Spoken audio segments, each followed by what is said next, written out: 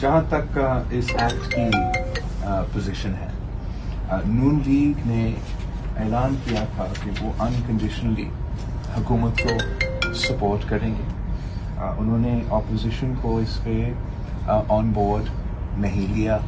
اب میرا 50 ووٹس ہے نیشنل اسمبلی میں. میں نہ ایک فل سٹاپ کو نہ ایک کاما کو اس ریالٹی میں افیکٹ کر سکتا ہوں. میں سمجھتا ہوں کہ جس طریقے سے نون لیگ اور پی ٹی آئی اس بل کو پاس کرنا چاہتے ہیں، جس سے وہ پارلیمنٹری پروسیجر کو سائڈ اسٹیپ کرنا چاہتے ہیں، اس سے ہمارا انسٹیٹیوشن کو نقصان ہوگا،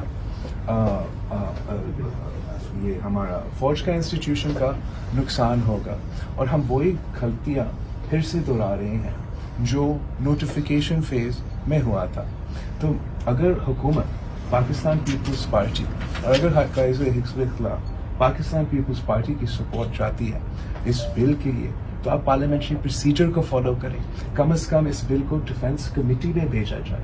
میں امید رکھتا ہوں کہ حکومت ہمارے بات کو مانیں گے.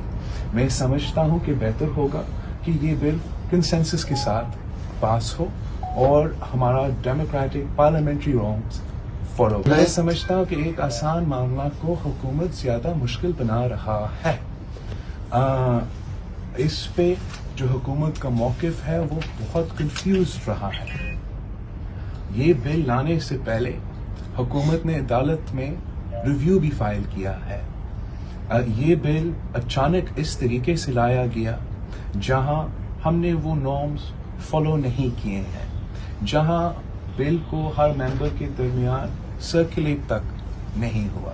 یہ ایک بہت آسان جمہوری پروسیس ہے.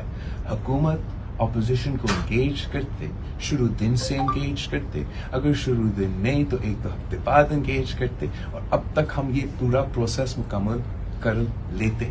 اب بھی میں سمجھتا ہوں کہ حکومت میں کا فائدہ ہے، ہمارے اداروں کا فائدہ ہے، ہمارا جمہوریت کا فائدہ ہے کہ اس بل کو ہم پارلیمنٹری پروسیجر پاس کر کے ڈیفنس کمیٹی میں بھیج کے پاس کریں. کل نون لیگ کی جو میٹنگ اور سب کچھ ہوا تھا، وہاں ان کی قیادت کی طرف سے ہی حکم آیا تھا کہ انکنڈیشنلی سپورٹ ہوگا.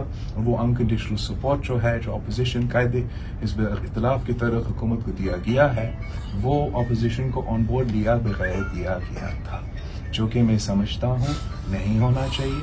قائد اختلاف کا ذمہ داری ہوتا ہے کہ وہ اپوزیشن کو یونائٹ رکھے، وہ اپوزیشن کے درمیان کنسنسس بنایا جائے. وزٹ کرو عوامی آواز میڈیا گروپ کی ویب سائٹ awamiawaz.pk.